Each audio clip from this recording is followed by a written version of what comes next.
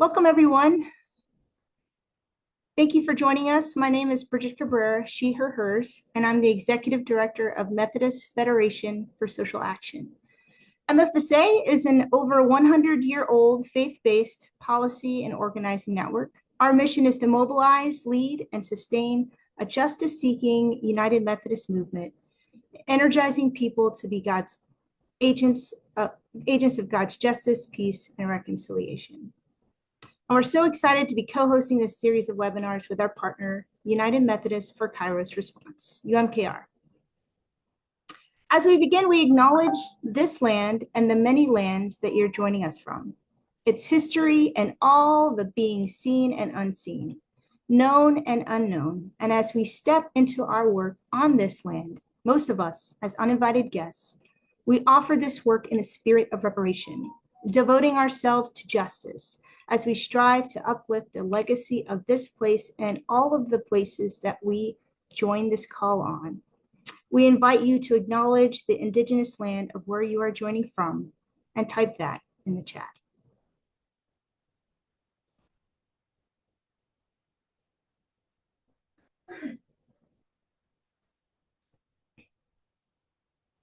A few announcements concerning our call today. By participating in our webinars, we covenant together to co-create an equitable and brave space where we learn, engage, and grow in relationship together. We are recording this webinar, and that recording will be shared in the coming days. As you have questions, feel free to type them in the chat. Those will be, many of those will be directed towards me. You can direct them towards Methodist Federation for Social Action, and we will get those to the moderator. You can type them in at any time. You don't have to wait for the Q&A to get those questions in. Closed captioning is automatically generated, so do expect to see some spelling errors. And again, we thank you for joining us today. Our moderator is Teresa Basile. Teresa is the Communications Director and co-founder of UMKR. She has served in national leadership with Friends of Seville, North America, and U.S. Campaign for Palestinian Rights. Over the last 30 years, Teresa has engaged in inclusive and intersectional justice and peace advocacy on a wide range of issues in the United Methodist Church, in interfaith circles, and beyond. We welcome Teresa.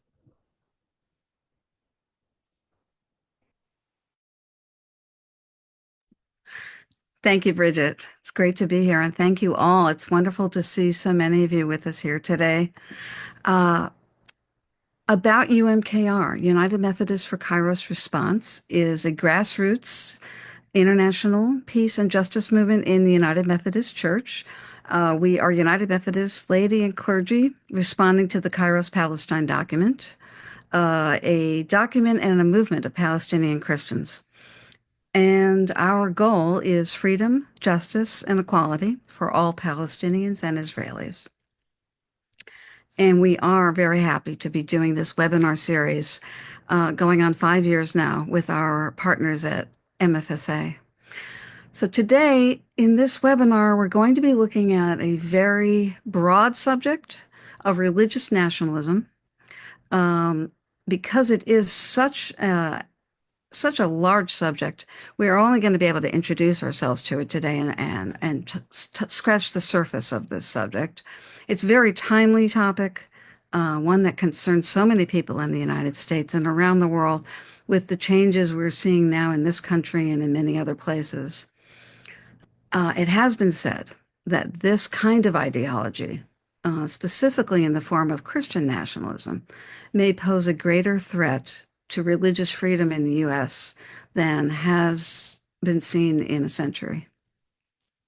And as we will learn, it poses similar threats to human rights wherever it arises around the world. A word about what to expect in our program. First, we're going to hear from each speaker who will bring us a presentation on one powerful variety, important variety of religious nationalism, and help us understand the basic concepts of it and some of the history of that movement. Then we will have a discussion among all of us on the panel about the similarities and the intersections of these ideologies and the movements that they have created, and what we can be doing to refute and oppose them. And then finally, we're going to look at some of the questions from our webinar audience. So about that last point, please see instructions that will come up in the chat for how you can submit a question for the speakers. All right. First, we're going to hear about Christian nationalism, a form of religious nationalism that many United Methodists have some familiarity with and are deeply concerned about in our own church, perhaps, and in other denominations. And bringing us this subject is Reverend Kendall L. McBroom. He is the Director of Civil and Human Rights at the United Methodist General Board of Church and Society, responsible for managing and developing the agency's legislative and political advocacy in support of civil and human rights. He also collaborates with United Methodist faith and secular coalitions to develop and implement strategies that advance GBCS priorities. Before joining GBS staff, Kendall served as the senior pastor of Turner's Chapel African Methodist Episcopal Church in High Point, North Carolina, and he is an ordained elder in the AME Church. So welcome, Kendall. Thank you so much, Teresa, and good afternoon to everyone. It is such an honor to be here with you all to discuss this very important topic, and these very important topics as it relates to religious nationalism. And so I hope that what I share today is give some insight, and I want to give a resource at the end. I guess we can give resources because there's a lot of information out there, and at times it can be conflating, or things can be conflated. But I think in this moment we'll really get an understanding of key core tenets, some of the vocabulary, and some signs to look out for. So with that being said, I'm going to go ahead and get started. So Christian nationalism, and I want to add something in there that it's important to add this because for Christian nationalism to be what it is, and its adherents, and even those who are not of this skin color, of this particular hue, it still happens in this way. There's a direction or a vision that Christian nationalism is headed in. And so for the time that we're together, I'm going to refer to it as white Christian nationalism, due to the fact of the white supremacy that is baked within Christian nationalism. So what is Christian nationalism? Off front, the core tenets are that the U.S. Or any other nation, this is where Christian nationalism really transcends just the U.S. But in the context that we are in right now, it is the thought, the understanding that the United States is a Christian nation. It is a thought that the founders were Christian men. It is also the thought that the Constitution and Declaration of Independence are divinely inspired word of God. So the Bible holds the same weight as the Constitution, or the Constitution holds the same weight as the Bible, I should say, as being divinely inspired, handed down by God, that the founders consulted with God and with the Holy Spirit prior to writing and putting this together. It is also the notion that the United States courts favor with the divine, with God, with the God of the Judaic faith, in particular, but that the U.S. courts favor with this God, and that everything that this nation would do falls in line and is therefore blessed by this God.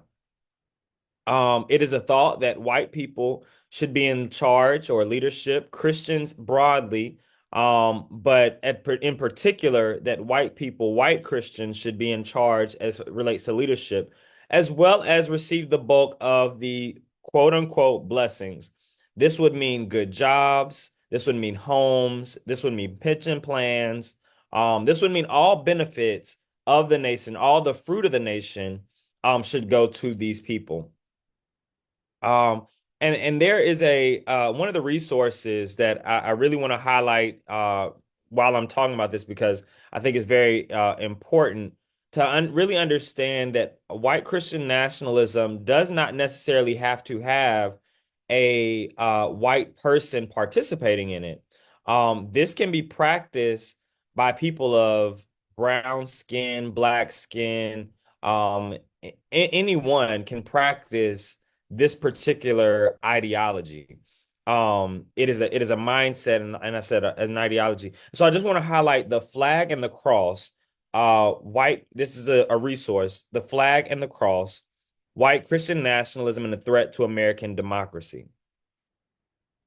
The deep story of this, which is the myth of this, is really about the founding of the nation and its purpose, that the nation was founded to do the bidding of the divine.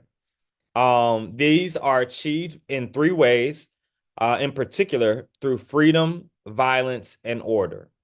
Freedom, violence, and order. These are major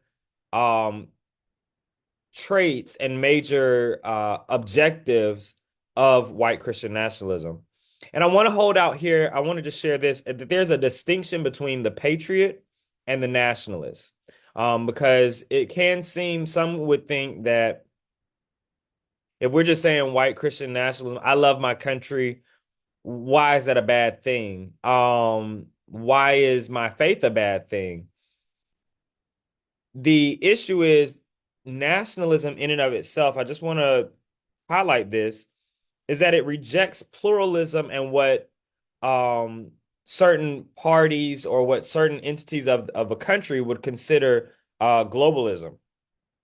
It expresses nationalism, and a nationalist identity expresses the desire for an ethno-traditionalism, which is surrounded around ethnicity and not necessarily cultural values. Okay, to be a patriot is perfectly fine. To have love for one's country is perfectly fine, but to gather around an ethno traditionalist, a misunderstanding of history, really a myth of history, is where the problem comes in. And so what are the origins of this? The origins really date back not to 2016, not to the era of Ronald Reagan and the moral right, moral majority, not even back to the Civil War. The origins of white Christian nationalism date back all the way to the 1690s, when racism, apocalypticism, and nationalism fused together into one deep story or one myth, right? So this is when we have the Puritans and individuals of that such, Cotton Mather, who comes on the scene and really degrades the indigenous people of the land and places those who had arrived on the land in a position of power and of authority given by God to therefore run the nation and form the nation or form the country, form the new land that they were in. Following that, of course, you have just things that are compiled upon this that solidify this ideology and give legitimacy to white Christian nationalism.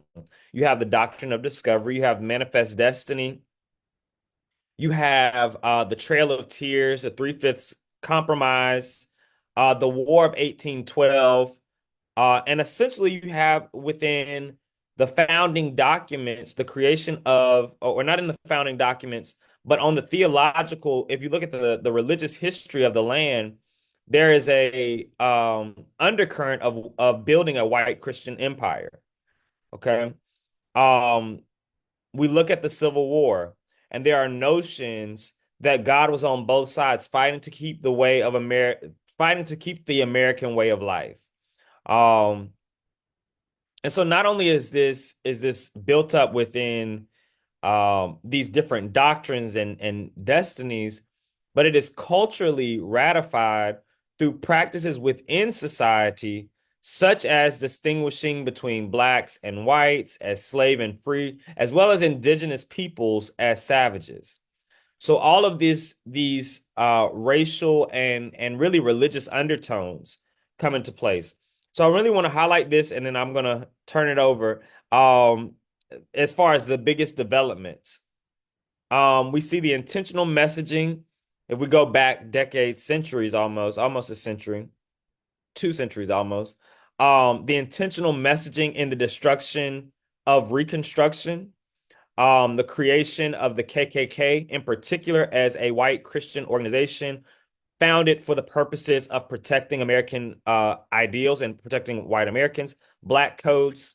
We see that as the legislative piece, the election, and then we move up to the election of Ronald Reagan, the moral right. Um, and three things that did was bring a reversion to reverting to the end time story. That if America did not essentially stop the civil rights progress, the progress of civil rights, that this would all end up in hell, essentially. So we see that. We also see this shift from blatant white supremacy to colorblindness. Right? So they're dog whistles. The dog whistles are now no longer are they, and this is where the conflation between uh the religious language and political or civic language come into play. Um, we no longer have dog whistles of slurs and things of that nature, welfare queens like in the 80s. But now we have more neoliberal language, right? Laissez-faire economic practices. Um, we have now kind of a unbridled capitalism, and capitalism held up as the economic model sanctioned and divinely sanctioned by God that the nation should operate in, right? So free markets and property, private property, these are the new dog whistles, right? These are the new dog whistles, as you cannot come out and say welfare queen without people knowing what you're talking about. You cannot come out and say um bucks, all right, or predators as you could in the 80s and 90s and even in the early 2000s. Now you are talking, you frame things as a nation in the form of privatization, and that if we do these things, it will hurt the market. The market is the God. So that is just a little bit about Christian nationalism, white Christian nationalism, and the conflation between religious language, right? Christianity in particular, and the language of the economy. That is where we're at in the conversation of Christian nationalism.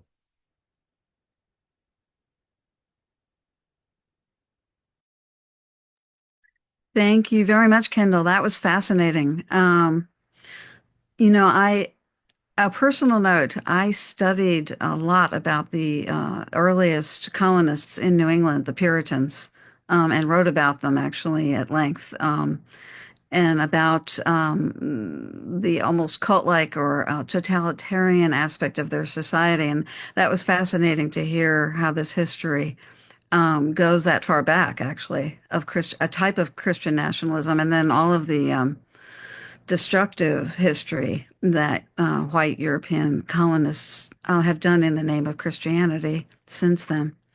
Um, so we are going to move now to another form of religious nationalism, and that is Zionism. One that UMKR has certainly addressed in the past, and we have one of uh, the most eminent, I would say, and most authoritative speakers we could have gotten from previously of Jewish Voice for Peace, Rabbi Alyssa Wise, to present that subject for us. Alyssa is an organizer with over 2 decades of movement building experience. She is currently lead organizer of Rabbis for Ceasefire. She was a staff leader at Jewish Voice for Peace from 2011 to 21, serving as co-director of organizing, deputy director, and interim executive director. She also has worked as the education director at Jews for Racial and Economic Justice. And since 2021, she has served as co-chair of JVP's Rabbinical Council. She is a national public speaker and commentator, and her work has appeared in such news outlets as Newsweek and The Guardian. So welcome, Alyssa. Thanks so much for having me. Hi, everyone. Um, it's not the most uplifting of topics, but it is uplifting to be in a community that is concerned about these issues and seeks to understand them. So, especially in these times, it feels good to know people are here to kind of learn and engage. And so thanks for the invitation. So, Zionism. I like to begin just with a definition, like the way that I kind of understand it, right? Like starting with the definition. Um, so the way that I think of Zionism is as a settler colonial movement, right? And it began in the late 19th century, which successfully advocated for the establishment of a Jewish state in historic Palestine. At the time that Zionism was founded, it was hotly contested within the Jewish community when it first emerged, right? And I feel like that's something I really like to emphasize because Jewish anti-Zionists like myself, right? We have a lineage, right? There's never been a moment since Zionism began that there wasn't Jewish opposition to it, right? And so I just want to lift that up. And, it can feel it has over the years felt very isolating. So kind of reminding ourselves that there's a long lineage of Jewish anti-Zionism is important.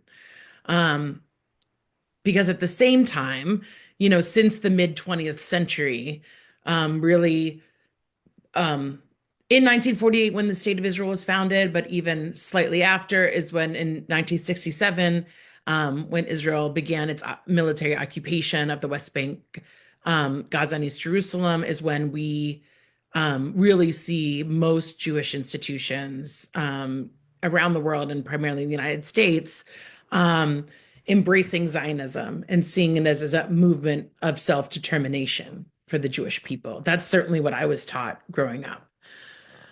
Today, Zionism can be understood simply as Jewish supremacy, right? Zionism is focused on maintaining a Jewish state through a violent and militarized apartheid system where Jews have more rights than the indigenous Palestinian population.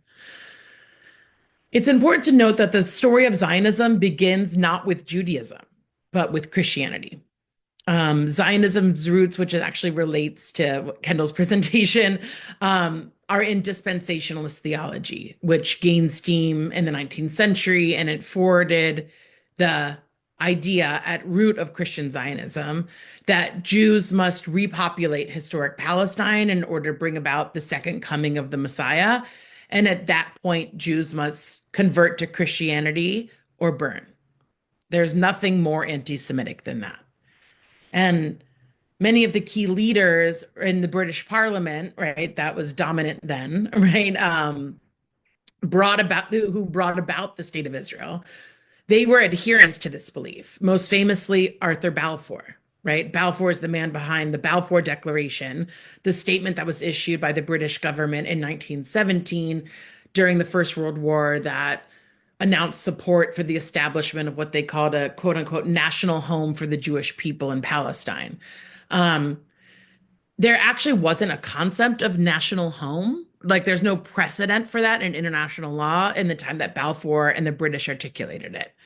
So Balfour was part of this theological, above communities that were kind of supporting this theological idea that were circulating in Christian circles, right? And turned this theological idea into policy, right? As these white Christian men who led the powerful nations of the world, then in the then dominant United Kingdom, were parishioners at the churches of Christian Zionist leaders and believers in this dispensationalist theology.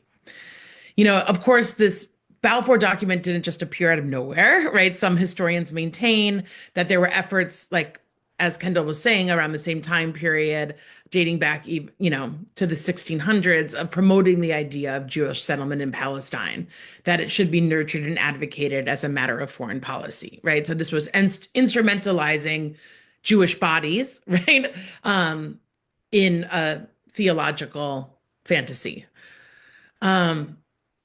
I like to always lift up that there were rabbis at the time that saw with clear eyes what Balfourism would mean for the Jewish people and the world.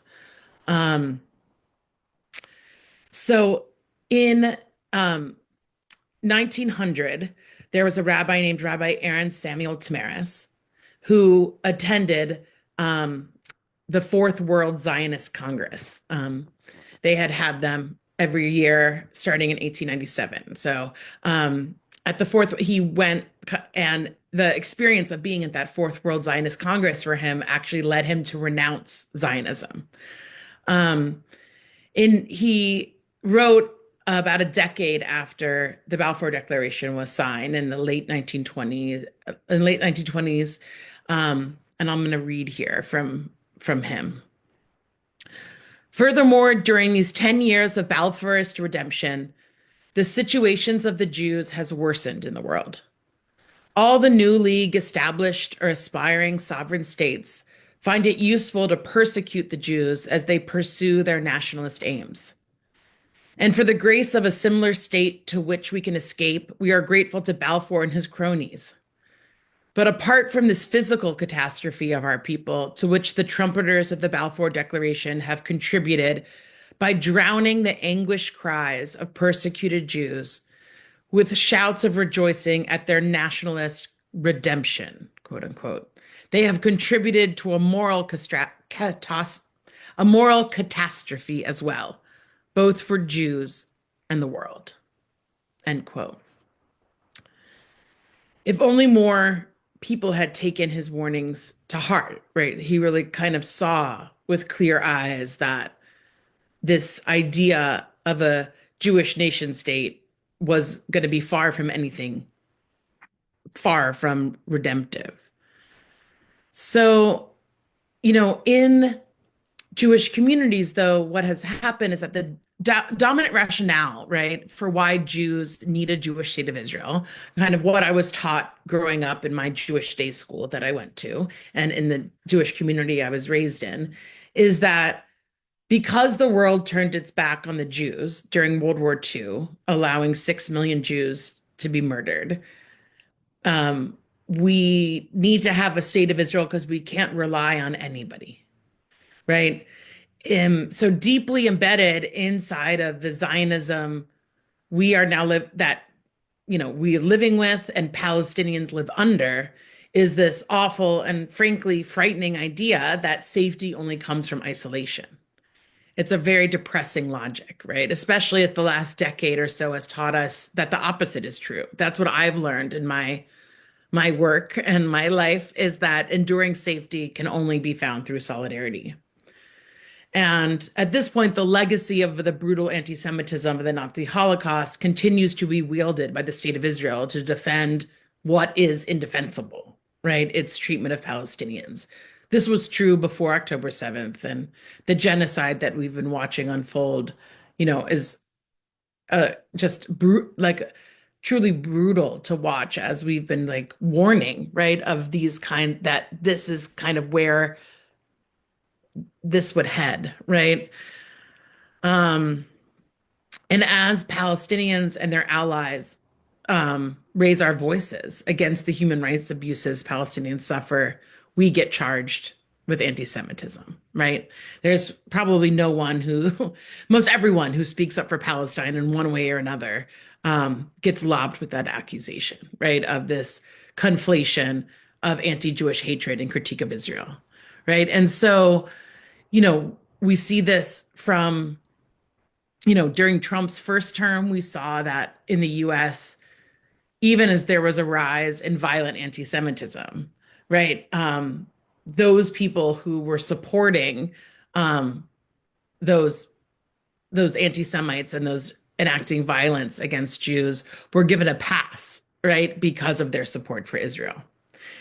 So, this logic of discrimination against Jews was the same logic that justified colonialism, right? As kind of Kendall was kind of describing, in Europe, right? It privileged white Christian Europeans and justified Black and Indigenous people being stolen and controlled and murdered. And so we have to understand Zionism as a product of its time, deeply embedded. into the logics of settler colonialism, racial hierarchy. When Jews didn't have citizenship rights in Christian Europe, there were limits on what jobs Jews could have, where Jews could live, right? And at the same time this was happening, white Christian Europeans were colonizing other places around the globe, right? So there is embedded in it, in Zionism, that's kind of why and how Zionism was born.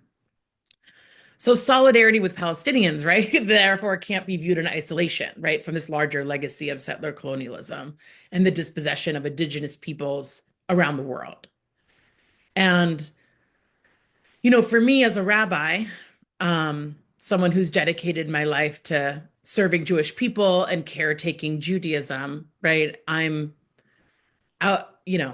outraged, right, about the ways that Judaism's texts and symbols have been recruited to the project of Zionism. And I want to say just a few more words, if it's okay, around, because I think it's actually important to understand, because the conflation of Judaism and Zionism is powered by such a powerful force, right? It's kind of really important to kind of to really underscore what I mean when we say Judaism and Zionism are not synonymous, right?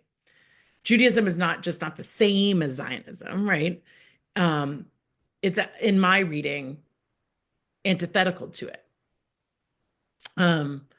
There's a French Algerian critic, Houria Boutelja, who said of Jews, the West managed to make you trade your religion, your history, and your memories for a colonial ideology. It is as if sorcerers had put a spell on you. So my work in my life is to deactivate that spell. So I just want to say a word about what I mean when I say it's antithetical to it. Part of the way that I read and understand Jewish history is that Judaism, right, as we understand it and know it to be, is a religious tradition that began with the destruction of the Second Temple in Jerusalem. So before that time, we can talk about Israelite religion, right? That's the stories that we have in the Torah, in the Bible, in the stories of the prophets. It wasn't until that exile, right, and that Judaism was born. Judaism is a tradition that kind of has baked into it this experience of exile, right, and seeking to reconcile that as a spiritual state. So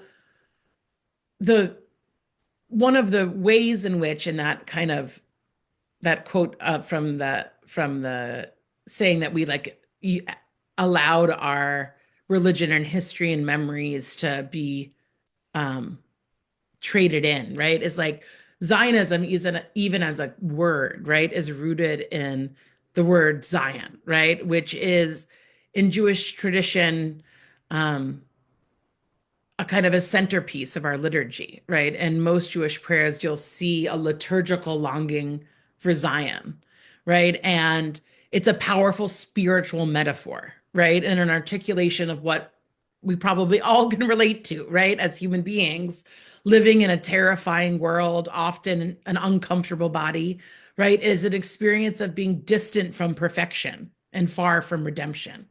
So the longing for return conjures the same feelings that social justice activists long for, right? A realization of justice and wholeness.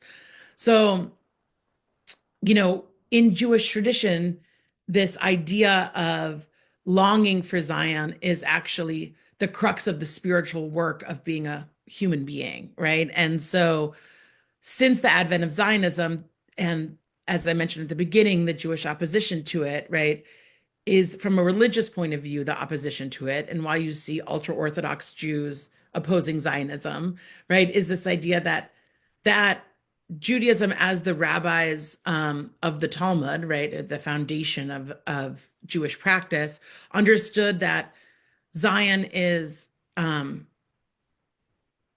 just kind of perpetually in the distance, right, and we yearn for it. And the only way that we can get there, the only time that it's appropriate to go there is in Messianic time, right? And the rabbis of the Talmud are very clear about that, right? There's a part of the Talmud where they say you should not return to the land kichoma, it says in Hebrew, which means as a wall. And then the medieval commentator Rashi comments on that. What do you mean as a wall? And Rashi, who's a medieval commentator, so the first people said it around the 2nd or 3rd century, don't go back as a wall. And Rashi, who's a medieval commentator, right, 6 or 7 centuries later, saying what they meant as a wall is you shouldn't go up biyad chazakah, which in Hebrew, biyad chazakah, which means with a strong hand, right? So there's been very clear in rabbinic tradition that once the experience of exile took place, they crafted a whole religious tradition that was actually by and for the experience of exile. So I just want to close with, to kind of illustrate the point is, the founding of the State of Israel required the complete negation of the diaspora, right? And this included Babylon, which is where Judaism began. So in the early 1950s, as part of an operation known as Operation Ezra Nehemiah, right, invoking the prophets associated with the biblical return to Jerusalem and the rebuilding of the temple, Israel coordinated the mass exodus of 120,000 Jews from Iraq. This was for many Iraqi Jews a painfully complex experience, right? An ongoing multi-generational trauma, which engendered an ambivalent sense of belonging, right, for dislocated Middle Eastern Jews. Avi Shleim, who's an Israeli and British historian of Iraqi Jewish descent, whose family immigrated to Israel from Iraq at that time in 1950, captures the pain and disorientation of this modern exile by flipping on its head the ancient psalm when he said, "By the waters of Zion, we sat and wept when we remembered Babylon." Thank you.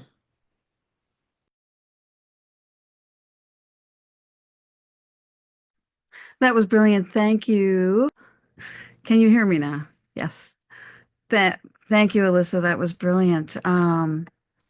Extraordinarily enlightening to learn what the actual origins of Zionism are and the history of the development of it, the difference between Judaism and Zionism and how they're antithetical to one another, not just not compatible. And I love the truth that you brought us, that safety is not found in isolation, but in solidarity. That truly would be the great truth that we need to discover for actually for peoples all over the world. All right, we are now going to move to our third example of religious nationalism. And before I introduce our next speaker, I should mention that we had originally announced and expected to have Reverend Neil Christie in our panel today, but Neil had a schedule conflict that made that impossible. We are extremely fortunate and grateful that our next speaker was able to join our panel. He is very qualified to bring us the subject of Hindutva or Hindu nationalism, which he has spoken on many occasions. Pranay Sarayajula is the Director of Organizing and Advocacy for Hindus for Human Rights. He's a writer, researcher, and cultural critic who is passionate about dismantling systems of hate and oppression to build a more equitable world. His writing has appeared in The Nation, Jacobin, The Drift, and Electric Literature, among other news and literary outlets. He also writes the Substack blog Culture Shock, where he covers everything from the climate crisis to South Asian diasporic identity.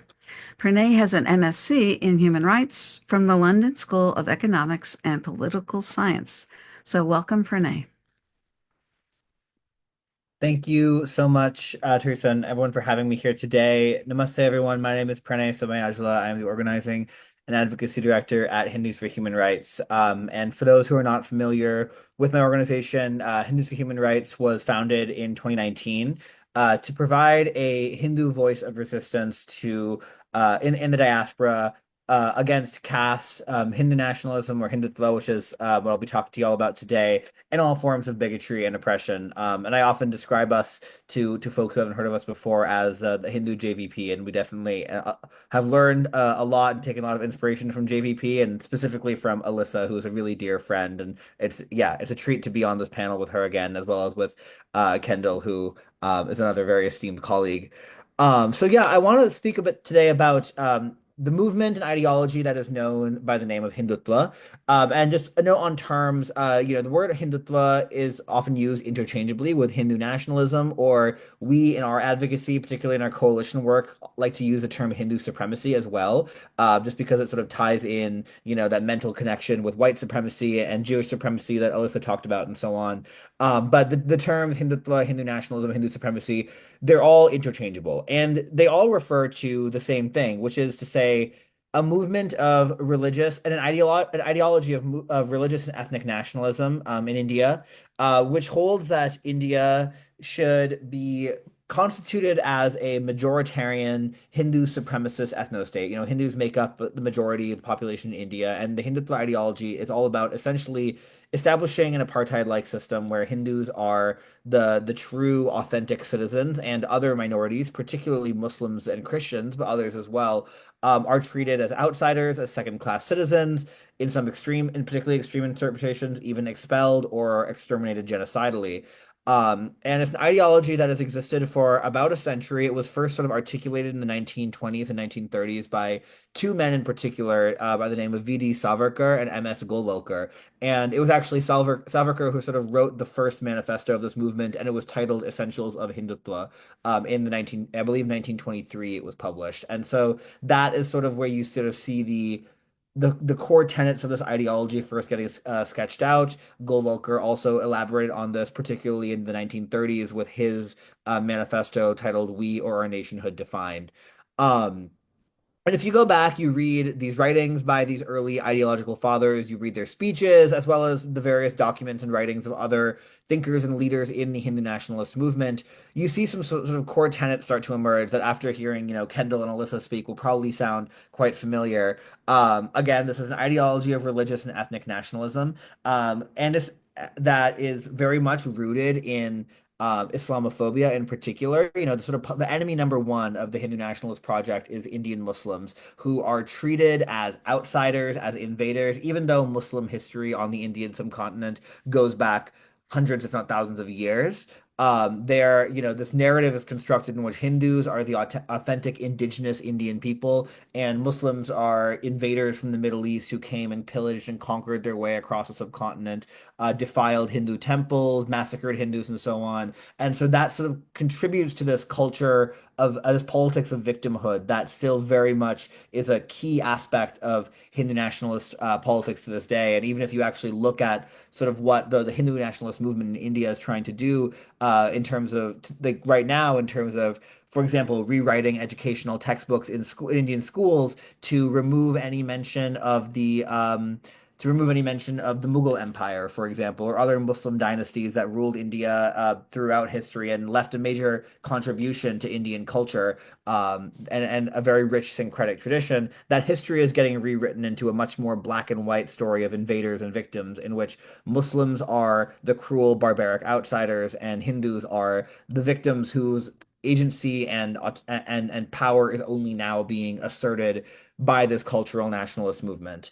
Um, I want to take a little bit of time here to talk about specifically the relationship between Hindu nationalism and Hinduism and what these people mean when they say Hindu. Because unlike, and this is not to say that, Judaism or Christianity are by any means monolithic. Obviously, neither are. But in both cases, this framework of religion, which is a Western framework, applies much more clearly. You can identify sort of a key set of doctrines, belief systems, institutions, and so on, shared sort of uh, theological and religious scriptural foundations that say this is sort of the core of Judaism. This is the core of Christianity. it's harder to do that with Hinduism. Hindu is a very broad umbrella term. In fact, it doesn't even come from Sanskrit. It actually originally comes from Persian and referred to, initially it referred geographically to anyone who lived beyond the Indus River. And so it really is an extremely broad umbrella term that encompasses a wide array of schools of thought, religious traditions, philosophical belief systems, and so on. There's really infinitely varied range of systems that originate in the Indian subcontinent that share certain key beliefs, but also in many cases contradict each other on different points. For example, there are some, Hindu schools, some schools that fall under the Hindu umbrella that much more easily fit into an orthodox idea of religion. And then there are some that are openly atheist and deny the existence of a god or a higher power. Those are both considered under the broader philosophical umbrella of Hinduism. Now, of course, if you're trying to construct a nationalist project, that is not convenient. You need to have a central unifying theme around which you can rally people to say, we are Hindus, this is what we define a Hindu as. And so the answer that you see sort of sketched out, particularly again in the writings of Savarkar and Golwalkar in the 1920s and 1930s, is to recast Hinduism as a religion, but more importantly, as a racial and civilizational construct. You can really see the influence of European race science and ideas of civilization, particularly out of the colonial context and white supremacy in the West that were emerging at the time. You see those influences in Savarkar and Golwalkar's writing, and notably, both of these figures were open admirers of Hitler and Mussolini. They praised the Nazi project in Germany in particular. The early leaders of this movement traveled to Italy under fascism to observe the structures and institutions of the Italian fascist movement and brought those lessons back to India. And so you see Hinduism or a Hindu identity being cast in racial and civilizational terms, which is, ahistorical. And it's, deeply dangerous for a number of reasons. I think many of which are going to be obvious to folks here on this call. But one thing that, one effect of this sort of flattening or homogenizing of what Hindu means is the way that the caste system comes into it. Caste is a very complex topic. It's something that we could have a whole series of webinars about. But for those who aren't familiar, it essentially refers to this um, system of social hierarchy and stratification in Indian society. It is ancient. It dates back thousands and thousands of years, and it has a philosophical and theological roots in Hindu scripture. The Hindu right today likes to often try and downplay that, say that caste is a colonial construct. It has no roots in Hinduism. That's very straightforwardly not true. It does, you can find concepts of caste being brought up in virtually every major Hindu text. And what is a system of social hierarchy where people based on their, the way it's manifested is people based on their birth are assigned certain positions in society. And you have a hierarchy, and then you have people who are seen as outside the caste system, known as Dalits. Formerly, they were called untouchables. That term isn't used anymore. And Hindu nationalism is an interesting ideology because on the one hand, as I mentioned, they claimed adherents to this movement claim to be against caste discrimination. They claim to be against untouchability. They say that caste was a colonial imposition against against Hinduism and so on. Um, at the same time, though, the version of Hinduism that they claim to be when they talk about Hinduism is is a particular, very narrow definition of what it means to be Hindu. It's a definition that's very much rooted in dominant caste, Brahmin, who are sort of the priestly caste, the quote unquote highest on the ladder, the traditions and practices of Brahmin Hindus. This monolithic Hinduism, it's exclusionary, it erases local and vernacular traditions, and it also sort of tries to appropriate the traditions of Dalits and other caste oppressed communities, sort of pulling them into the Hindu fold by pitting them against Muslims, Christians, other sort of quote unquote foreign minorities, kind of like how in the US white supremacy, has sought to draw like historically the white working class into this construction of whiteness to drive a wedge between poor whites and African Americans and other oppressed racial groups. It's a similar dynamic at play with caste. And so I'm spending a lot of time on this because I think it's really important to understand that the Hindu nationalist project isn't just about a project of mobilizing Hindu identity around a nationalist political vision. It's about constructing a Hindu political identity, constructing the idea of a Hindu nation, imposing, again, this Western idea of nationhood onto in Indian context, and then mobilizing it in service of what is essentially a fascist, exclusionary, even genocidal political project.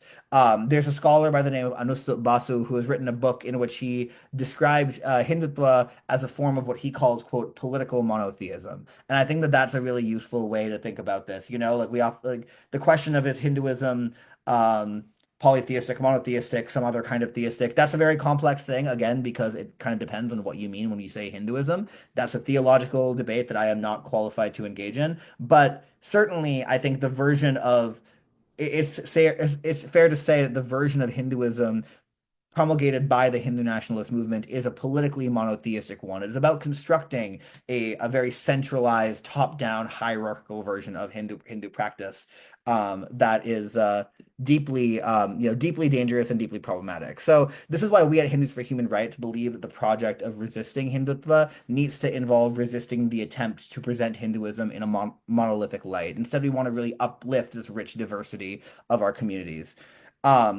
Just to speak briefly about sort of what this movement looks like in practice. So it's represented today in India's government. India is ruled by a right-wing Hindu nationalist government under the BJP, the Bharatiya Janata Party, and its Prime Minister Narendra Modi. And the BJP is widely seen by scholars as sort of the political wing of another organization called the RSS. This is called the Rashtriya Swayamsevak Sangh. It is a Hindu nationalist paramilitary. It has more than 5 million, anywhere between 5 and 15 million members. It is by most counts the largest voluntary membership-based organization in the world. Tens of thousands of chapters all over India. It's been, as I mentioned before, it was formed with direct inspiration from fascist Italy in particular, and has been described by scholars as the world's longest-running fascist movement. And the RSS has a really wide network of affiliated organizations. I'm talking about student groups, trade unions, women's organizations, other civil society, really covering every aspect of Indian civil society. There is some RSS affiliated group. And these collectively are known under the umbrella of the Sangh Parivar, or the Sangh. And that just means like the family of organizations. So you can think of it as this sort of like network or this web with the RSS and the BJP sitting at the center, and this like concentric circles of different organizations. Oftentimes they are on paper independent from one another, but they will share funding sources. They will share key personnel and leadership. It can be difficult to sort of parse out the relationship between any two nodes in this network. And that's on purpose. That is in order to sort of allow what I've called in some of my writing elsewhere, a tactical politics of plausible deniability. So that when one, maybe some mob affiliated with one of these groups goes out and lynches a Muslim, which happens in India alarmingly frequently, everyone else in this sort of ecosystem can distance themselves from it. Oh, these are autonomous actors. They have nothing to do with us. We're the BJP. We're a political party. This is just some student group that we don't do any, we have nothing to do with. That is the way it allows this plausible deniability that allows those at the top of this movement to sort of always remain insulated from any sort of accountability or criticism for their role. And the Sangh has a very vast overseas presence as well. It's a global network. It's present in countries all over the world, from the UK to Kenya to Caribbean countries to here in the United States. And here in the US, the main organization that is sort of the heart of the Hindu supremacist movement in the US is called the VHPA. It's the Vishwa Hindu Parishad of America. It's the mothership sort of the Hindu nationalist ecosystem here in the US. It was founded in the 1970s. It has chapters all over the country, and many of the other Hindu nationalist groups here in the US that groups particularly like the Hindu American Foundation is one of the biggest ones. Started off with their leaders, were first members of the VHPA, were activists in the VHPA, and then formed these organizations autonomously. Again, on paper, they're legally independent, but they maintain funding sources. They maintain, collaborations, personnel, and so on.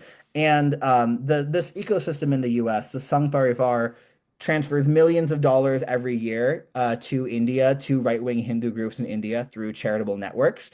There's been newspaper investigations to show that workers of charities on the ground in India that are supposedly meant to be doing education work or building schools or hospitals or whatever will, during election years, go and campaign for the BJP. And these are groups that are getting charitable funding from Hindu Americans in the diaspora through these networks. So there's really material support being provided to this fascist movement that has been involved in very, very deadly, instances of violence against Muslims and other minorities throughout Indian history, from the violence of partition to the campaign to destroy the Babri Masjid, which is a medieval mosque in the North Indian city of Ayodhya in the 1990s. In the 80s and 90s, Hindu nationalist groups started this campaign with support from the diaspora, claiming that that mosque had been constructed on the site of a Hindu temple. And in 1992, you had a mob of 100,000 far-right Hindus stormed this mosque, tore it down brick by brick, and this sparked massive communal rioting across India.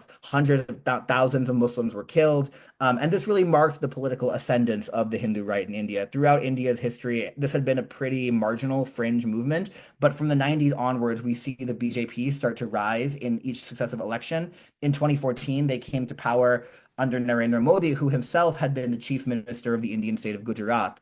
And in 2002, when Modi was Gujarat chief minister, there was this was, some of the worst anti-Muslim violence India had seen since partition.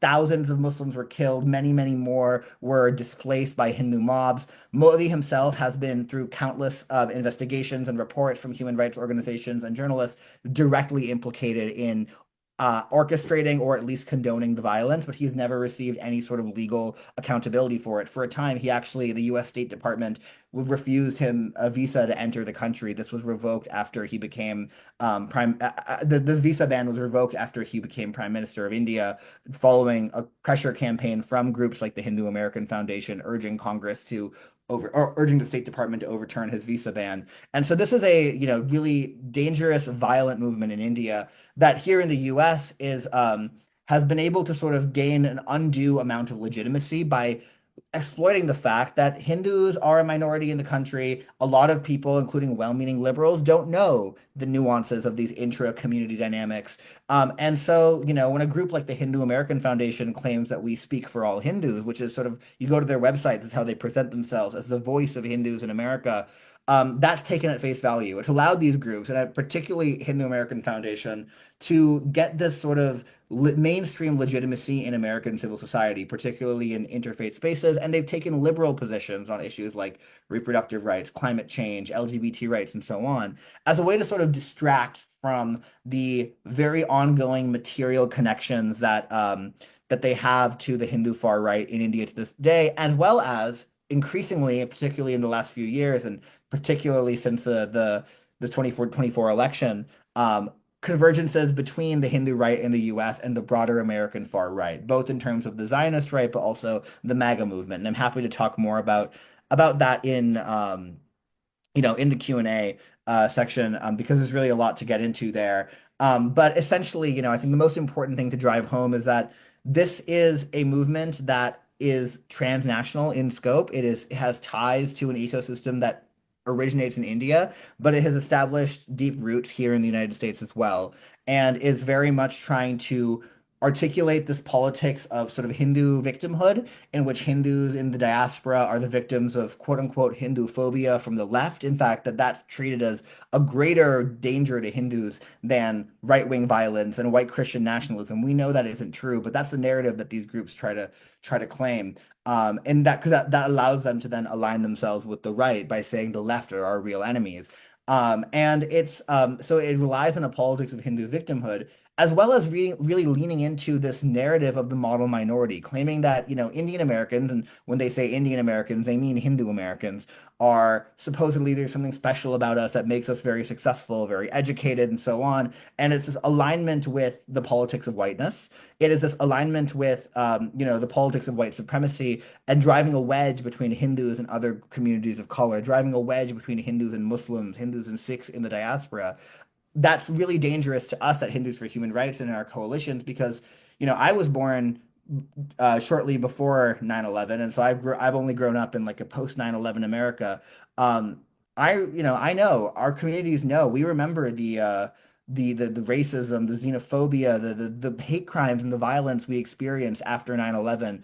That was because all of us, it doesn't matter if we were Muslim or not, it doesn't matter if we were Arab or not, we were coded as Muslim. We were coded within this Islamophobic framework. And so the only way that we could keep each other safe was to stand in solidarity, was to build relationships of care and solidarity between Hindus and Sikhs and Muslims, everyone who was being othered and who was being treated as, not welcome in this country. we're now in a moment where we have the far right in power again. We have a rise of, we have Elon Musk throwing a Nazi salute at an inaugural rally. We have this rise of white supremacy once again.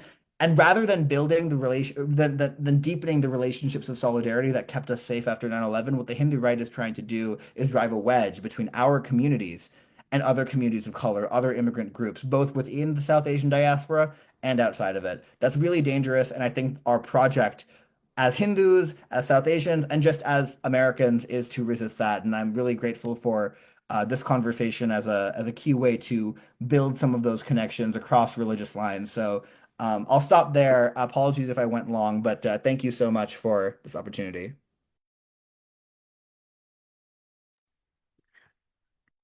Thank you so much, Pranay. That was brilliant. That was a great introduction to Hindu nationalism, or as you said, Hindu supremacy. It's really helpful to understand how Hinduism as a religion was recast as an ethnic or racial identity rather than a specific religious doctrine, and the pluralism actually of Hindu doctrine. As I was listening to you, I mean, inevitably, I started connecting the dots with what we heard from Kendall and Alyssa, and we're going to do that now explicitly.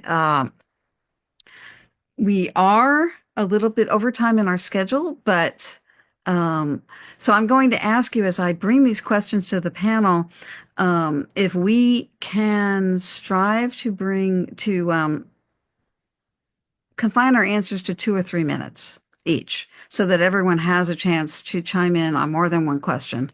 And I'm hoping that, yes, okay, now we have all 4 of us together on the screen. Now for our audience, I had prepared our panel for some questions that I was going to be asking them.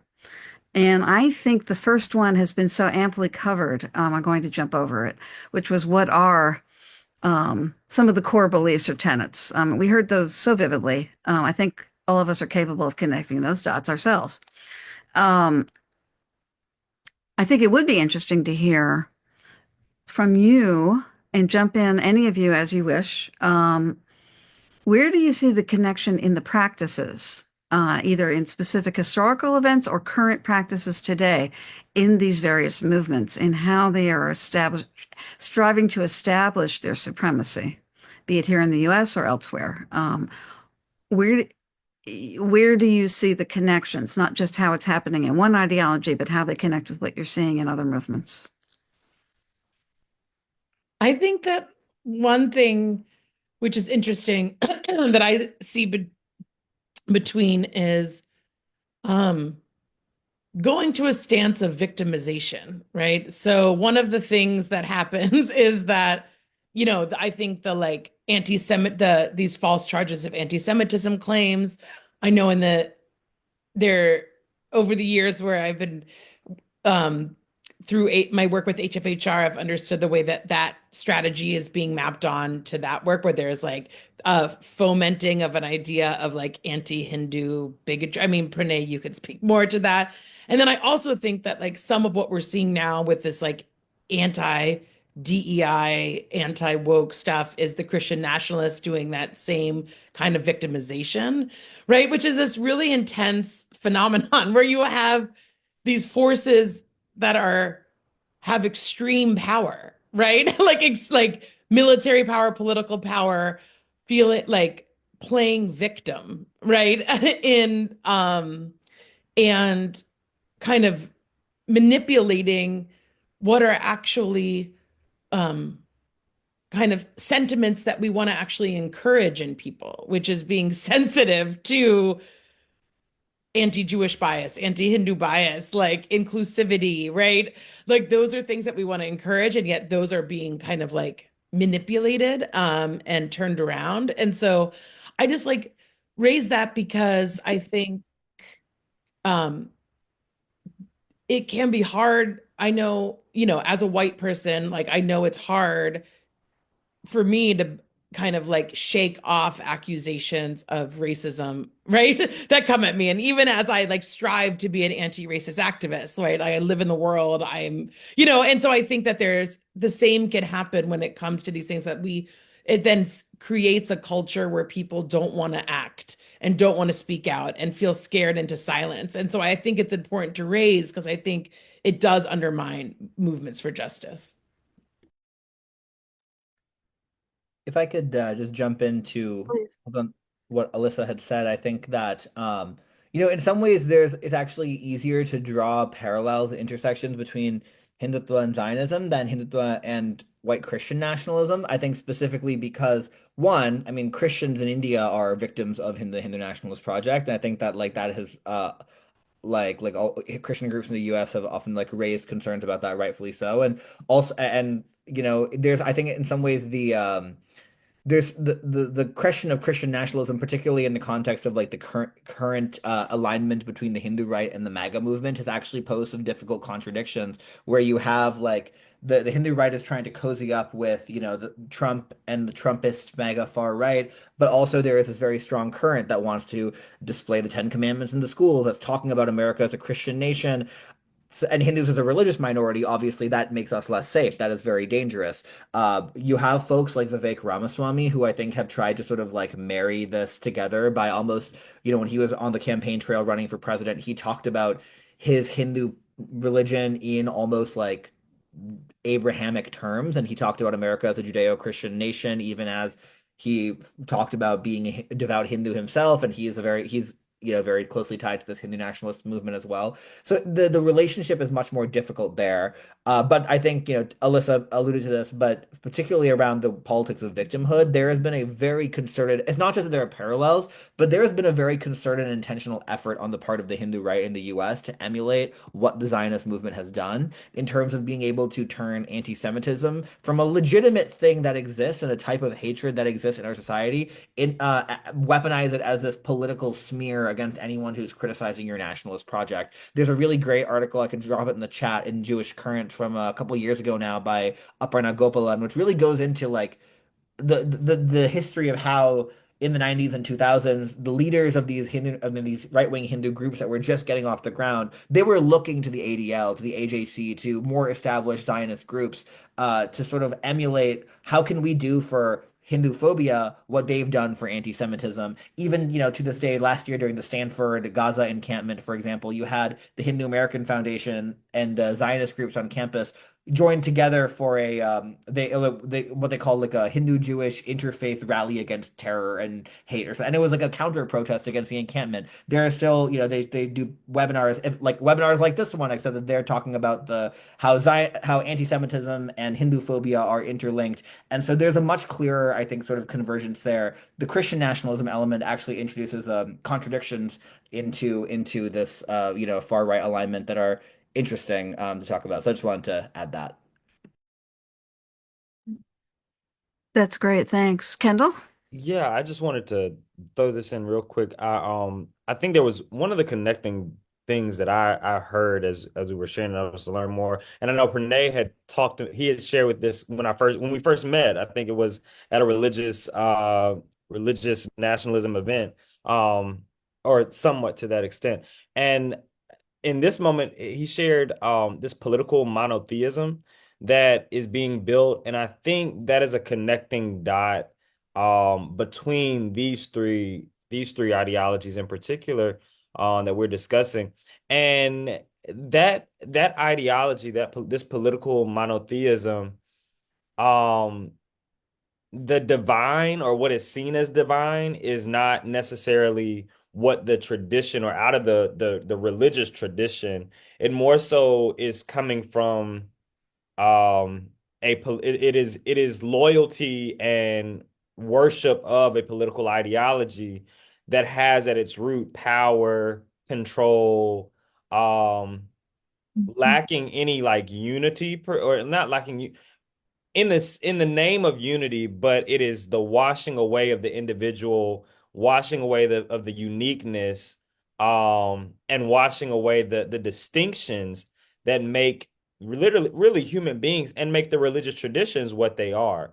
Um, So I think this kind of loyalty and religious fervor for extremism and for just right-wing ideology is really um where I see a connecting Mhm. connection, and those practices are at least I know for well I know for sure how they are practiced out in necessarily in particularly violent ways between Zionism and with white Christian nationalism. Um, but that violence and that political monotheism being a connecting factor is something that I just I see taking place right now today actually. Really interesting phrase, political monotheism. I mean, I was raised understanding that we have a kind of civic religion in the US, but maybe the nationalism that we're talking about takes that to an extreme, beyond even the tradition that some of us grew up with here, to the point of idolatry. I did just read something recently that said Zionism has made the state into an idol for Jews. All right, thank you. That was very helpful. I want to. Okay, I have two more questions for you. I'm going to tell you what they are, and I'd like to, believe it or not, try to cover them in 10 minutes so we can take at least one question from the several that the audience has supplied to us. One is, and a little bit of this you touched on already. Where do you see these different manifestations of religious nationalism working together, supporting one another? I know there's an awful lot we could say about that regarding India and Israel, um, but we're going to need to keep that very succinct and just the big strokes on that, on any of those connections that we see. How are they banding together or working together? And then the final question is, going forward, what are ways that you would like to see those of us who are here today and who will also see this webinar in the future, addressing these nationalisms? What are one or two primary ways that you would recommend that we as individuals and or as organizations be taking some concrete actions? So the first question is, how are they working together? And then what can we do as individuals and together?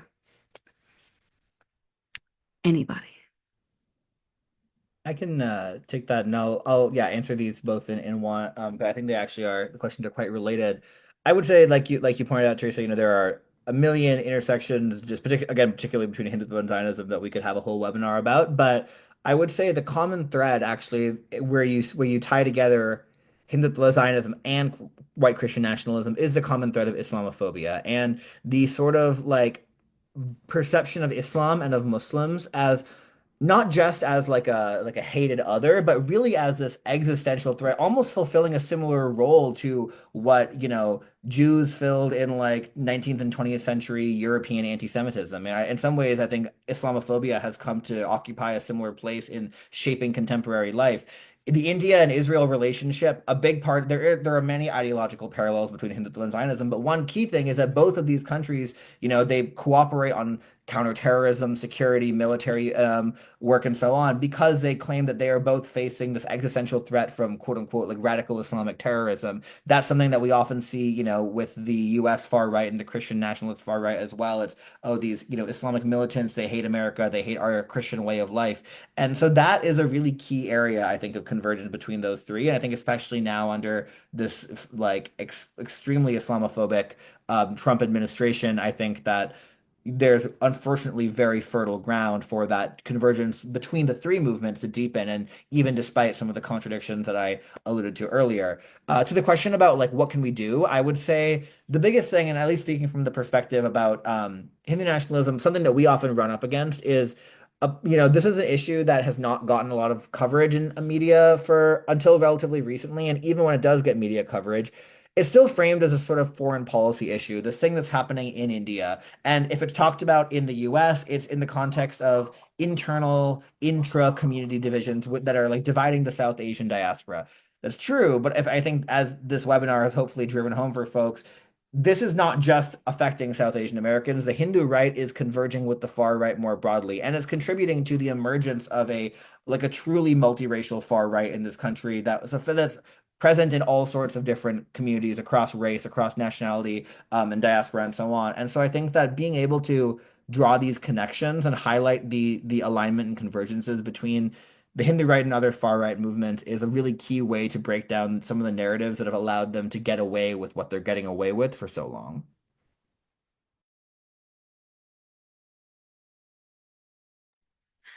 Thanks, Renee. That was a great tying together of the two questions. And I admit I had not thought of that as a theme that connects all three. Islamophobia that connects all three of the practices we're seeing today.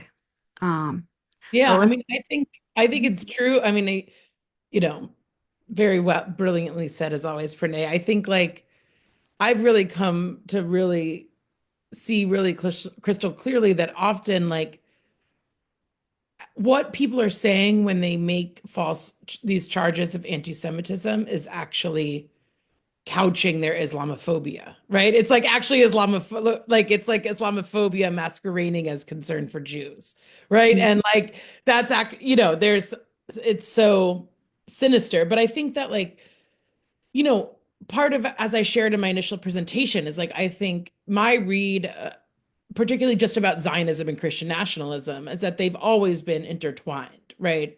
That you wouldn't have Zionism, right, without Christian nationalism. The same camp, I don't think is fair. I don't know I don't think we could make that same correlation. Pranay, I'd be curious what you would think about that. But I think that we just have to understand them kind of inherently linked.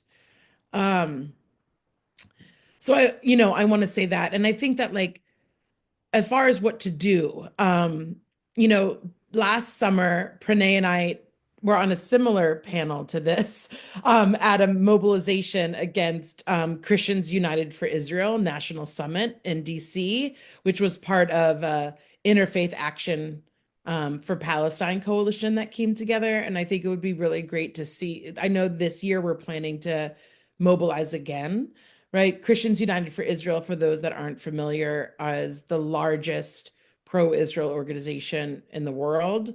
And they, combine Christian nationalism and Zion, right? They are the manifestation of that combination.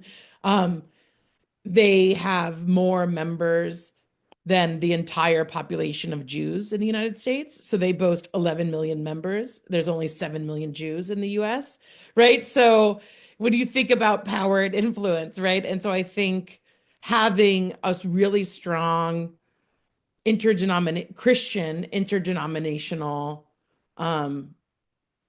kind of rejection of Christians United for Israel feels like a really important thing. Like given their power, given that you have Mike Huckabee, right, as the ambassador to Israel, who is a leader in Christians United for Israel, is a Christian Zionist himself, now has disproportionate power, being able to create disastrous outcomes for Palestinians, right? There's actually like a unique role that Christians can play and like white Christians can play in, I think in particular, organizing in your congregations. I think this is a really important time for those of us that have access, through our networks and relationships, that we have the hard conversations, that we push people. We need to come out of the next 4 years far stronger, more unified, and larger, right? So thank you. That was great. Yeah, Kendall. I Kendall, I'm going to mention, I hope you can particularly address what we might be doing in the United Methodist Church and in our congregations or beyond the congregation. absolutely. So, webinars like this, of course, are helpful, and this is what we've done for probably like the last, I can say last for the last year and a half, because Christian nationalism has come up so much. So I remember we went to the Iowa annual conference, and did a webinar, did an entire presentation on white Christian nationalism and how it impacts democracy and how it impacts our faith.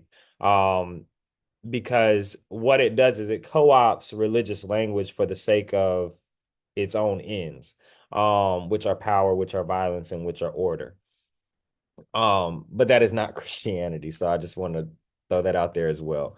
Um, but I think, and that is a part of what I was going to say that we could do is continuously educate ourselves to really learn these dog whistles, these new dog whistles, as it relates to these forms of religious nationalism, um, because and learn them, know them in the sense of the economic terminology that is being used as it relates to these nationalist ideologies, because that is where it can confuse people. I know within Christian nationalism, to just say that the market can do these things but not realize the language, the Christian language that is being used to uphold an economic policy or economic principle. That is where the disconnect sometimes comes in. But truly sit and learn. And again, as I think Rabbi Alyssa had mentioned, like the solidarity is much needed. We're not getting through these next years. The aftermath after these 4 years, we're not getting through that whole and human, if we are not in solidarity and if we are not in community with each other. We can't do this work in silos, and we can't in isolation. So that's what I would just, the education piece, being informed, learning the dog whistles, and then go and be in community with our neighbors. Thank you very much. That was really helpful too. So we've heard some powerful things that we can be doing. We need to be alert in particular to the prevalence, the trending of Islamophobia throughout our society and throughout the world. In fact, I think that was a powerful point you made, that it almost has become the new anti-Semitism of the world. Renee and Alyssa urging us to keep CUFI, Christians United for Israel, in mind, and the need to dismantle their growing influence in the Christian world in the United States, and kindle the need to educate ourselves, to understand those dog whistles, to understand what's going on in our country today. And I would say to help others in all the ways that we might hear and see the things that they may be missing. It's astonishing how many Americans do seem to be missing it. And some of the questions that we're not going to get to.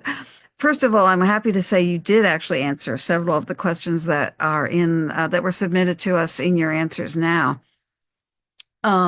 Several of them were about resources and about ways that we can educate ourselves, or how can we answer others and help them see what we're learning today or what we already know.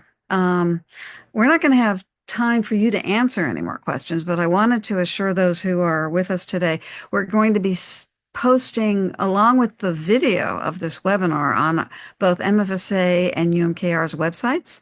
We post an abundance of resources related to this topic. We've put some in the chat. We have more that we will put on our website page. And some of those questions were so good this time, more challenging than we've often seen. I am going to send them to our panel and see if they have any answers they want to provide in writing. And we will post those online too if we get those, and we can send them out by email to those who were registered. I do want to tell you about one other thing before we turn to Bridget to wrap up for us. There's an important conference happening within a week in Washington, D.C. at the United Methodist Building. It's called the Religious Nationalisms Summit, Countering Religious Nationalisms, Multi-Faith Public Witness in Today's Political Climate. It's going to be on Thursday, February 6th, 9 to 5 p.m. at the Methodist Building, as I said, 100 Maryland Avenue, Northeast. Lunch will be provided. It costs $30 to register. There are scholarships available. And the conference will include Christian, Hindu, Sikh, Muslim, Jewish, and Buddhist traditions. Speakers for all of those, identifying how religious nationalism operates within all faith traditions. and they will identify approaches to countering religious nationalisms and our multi-faith public witness. So it's going to be a wonderful continued conversation about what we treated today. And you can attend both online and in person. So we do have in the chat the link to register for that. All right. Kendall, Alyssa, Pranay, thank you so much for giving your time and your expertise and your passion for this subject to us today. It was really, I think, an enlightening conversation for a lot of us. And this is going to be a valuable resource on our websites for months to come. Thank you. Thank you so much, Teresa. Alyssa, Kendall, it was great to be here with you. Thank you. Great Thank seeing you all. you. Thanks, everyone everybody. for coming as well. So now we're going to turn it over to Bridget.